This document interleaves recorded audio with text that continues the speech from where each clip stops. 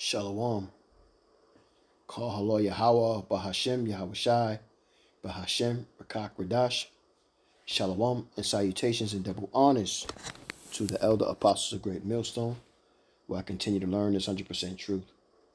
Shalom to the elder bishops out of Connecticut, the elders, the prophets, and the teachers and evangelists of Great Millstone, where I continue to learn this 100% truth. Shalom to the speckled bird, the confused face, the Akim and Aqua, the Akim on the highways and byways, and last but not least, the elect.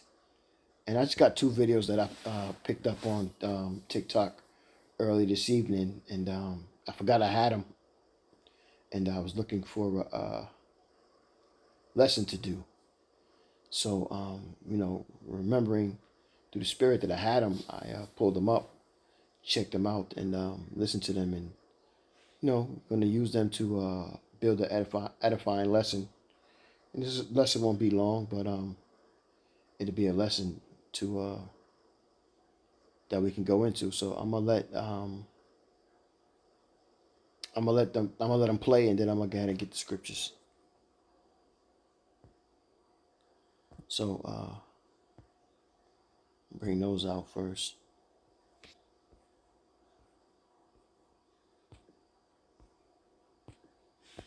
All right. Let's get the first one. Women, y'all have no clue what's coming to y'all. We in the game now. Our future options is marry, mental asylum, or the military. Excuse me? Who's gonna say not our daughters? Who's gonna scream not our granddaughters? Not our sisters, our wives, our cousins, our nieces, everybody we love. If you're not married and trying to have a baby by 18, from 18 to 26, you are drafted. And if you talking that delusional stuff, you going to the mental asylum. And the DSM-5 that's about to come out is labeling delusional in there. We so worried about ourselves, our future is fluffed. Let's get the next scripture.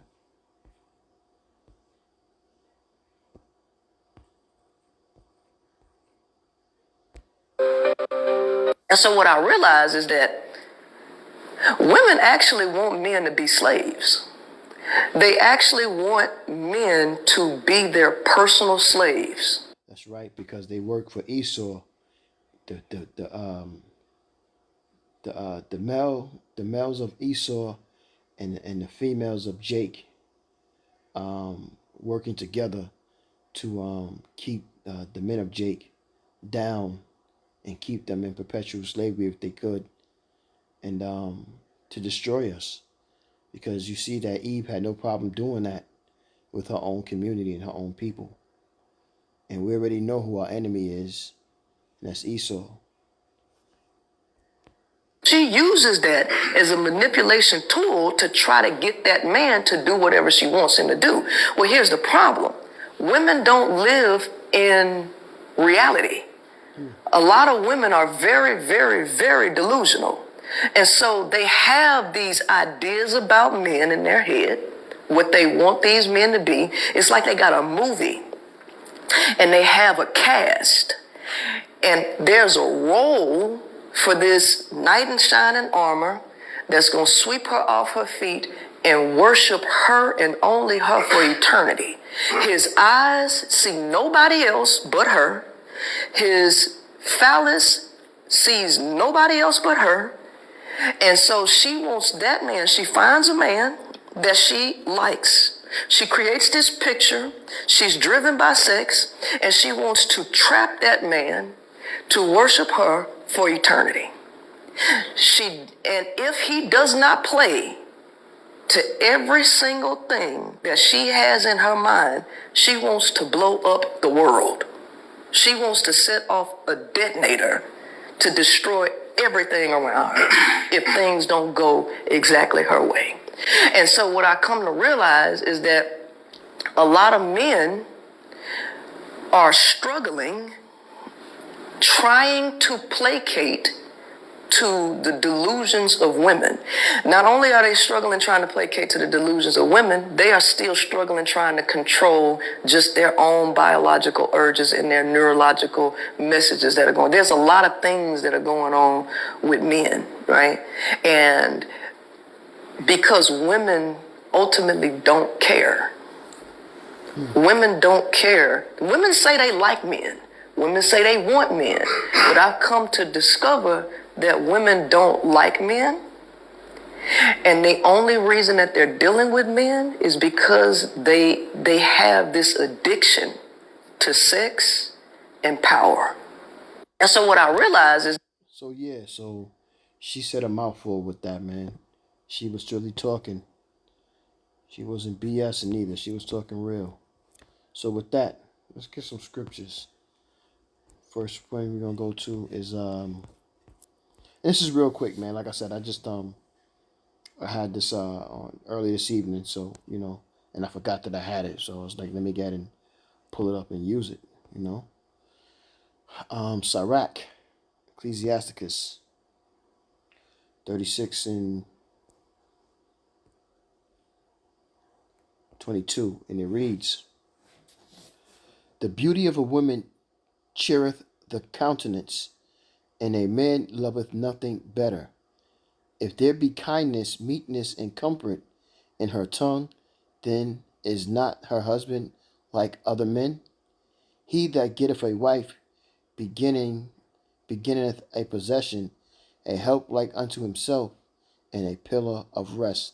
It is a blessing in so many ways for a man to have a good wife. And the scriptures tell you that Yahweh Shah matches a wicked man with a wicked woman.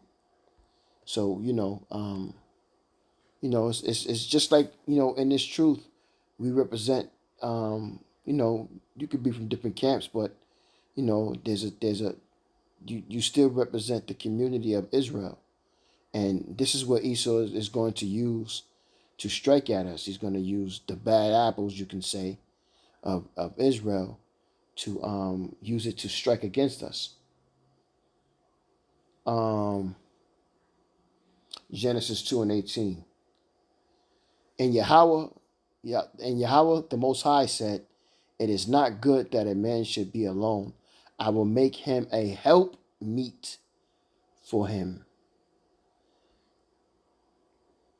Our women don't understand that. They don't get that. They think they know the scriptures until it's read to them, and then they get angry about what they heard and they disregard it. That's because Yahweh Shah truly is not dealing with the woman like that. He deals with the man to deal with the woman. 1 Corinthians 7 and 24. Matter of fact, let's get it in the letter Bible. 1 Corinthians in the NLT. I want to get it. 1 Corinthians 7 and 24. "Each of you, dear brothers and sisters, should remain as you were when the Most High first called you. Now, regarding your question about the young women who are not yet married, I do not have a command from Yahweh for them, but the Lord in his mercy has given me wisdom that can be trusted, and I will share it with you. Because of the present crisis, I think it is best to remain as you are. If you have a wife, do not seek to end the marriage. If you do not have a wife, do not seek to get married. But if you do get married, it should not be a sin. And if a young woman gets married, it is not a sin. However, those who get married at this time will have troubles, and I am trying to spare you those problems." So Paul was hardcore with it, man. Paul was really trying to get people to get the men of Corinth and the women of Corinth to understand the importance of marriage, the importance of that union, because in Corinth, they were doing all kind of wicked things. You know what I'm saying? They was adultery, fornicating, what's that other there's living the Mo life. You know what I mean? The alphabet life. So, there's a lot of things going on in Corinth with our people who were living a Gentile mentality, and because of that, Yahweh shine mercy on the Gentile Israelites, and he allowed Yahweh to rebirth Paul in the faith, for him to go to different places where we were scattered at amongst the heathens, and to reteach them, or to teach them what they didn't know or realize. Pretty much an inheritance was Paul went back to give to them, or to tell them that you are a great people and there's an inheritance for you. Hosea. Where we at? Hosea 1 and 2, and it reads, the beginning of the word of Yahweh by Hosea. And Yahweh said unto Hosea, go, take unto thee a wife of whoredoms and children of whoredoms, for the land have committed great whoredom, departing from Yahweh. So he went and took Gomer, the daughter of Dilam, which conceived and bare him a son. And Yahweh said unto him, call his name Jezreel, for yet a little while, and I will avenge the blood of Jezreel upon the house of Jehu, and will cause to cease the kingdom of the house of Israel. So, back then there was a thing called nomen omen. So when you got names, it was a name prediction, pretty much a name prediction. Nomen omen is a name prediction of, what you're going to do, And, Yahweh Shah told Hosea to go ahead and pretty much, find you a harlot, and, join unto her, and, have kids. And,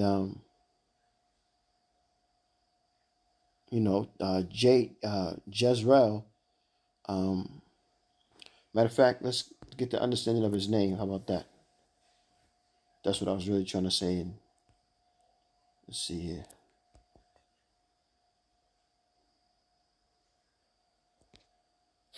Strong's H3157. Yezreel. Yisrael. Yezreel. Second entry. Yezreel. What's the name? It means God sows. A descendant of the father, founder of Etam of Judah, first son of Hosea the prophet. So God sows. So let's go to Malcolm. I'm saying Malcolm. Shalom, Elder Malcolm. Yahweh Shabbat Barakatham to you in the Akim of Chicago, GMS. Micah 7 and 5.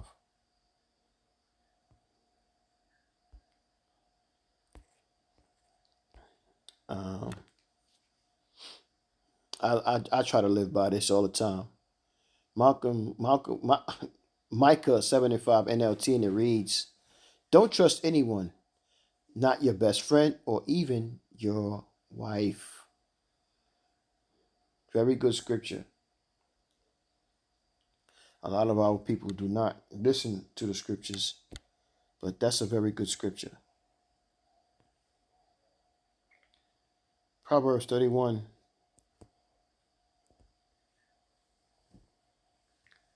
And 3 in NLT. Do not waste your strength on women, on those who ruin kings. So this is, I believe this is, please correct me if I'm wrong, King Solomon's mom, giving him knowledge on understanding of how to deal with women. And, that's true, man. Very much. I vouch for that. And that's how we got tricked, man. Just like Esau tricks you, So does the nigger woman. She tricks you too, and you also, the Latino woman and the Native American Indian woman as well, but not like Judah, man. Not like Judah, not like Judite women. Um, Sirach, Ecclesiasticus 33:20, and it reads, "As long as thou livest and hast breath in thee, give not thyself over to any, for better it is that thy children should be seek to thee, that then that thou shouldest stand to their courtesy."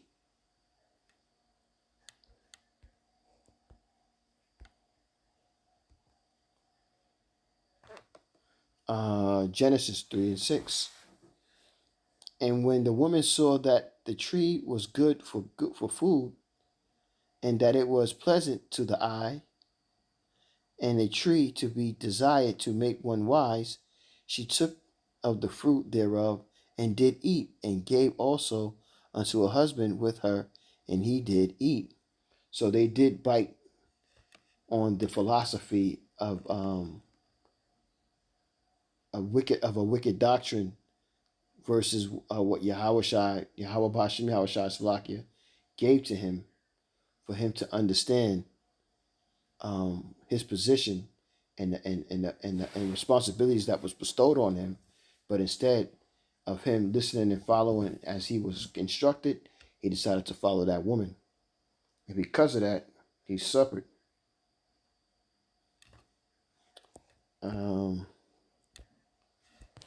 Sirach 26:9.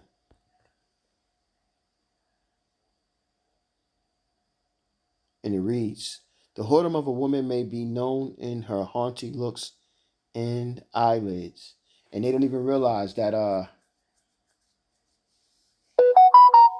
those eyelashes, that brings on a haughty look.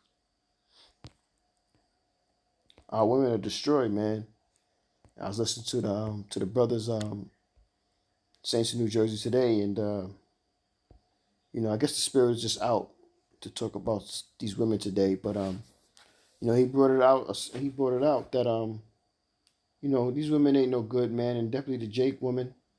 You know what I'm saying? And believe it or not, there's a whole bunch of women around the world who want Jake men, who really want to just love on us. You know what I'm saying? And that's why I played those two clips. The lady with that Chicago Bull hat on, she don't love. She said our women don't love us.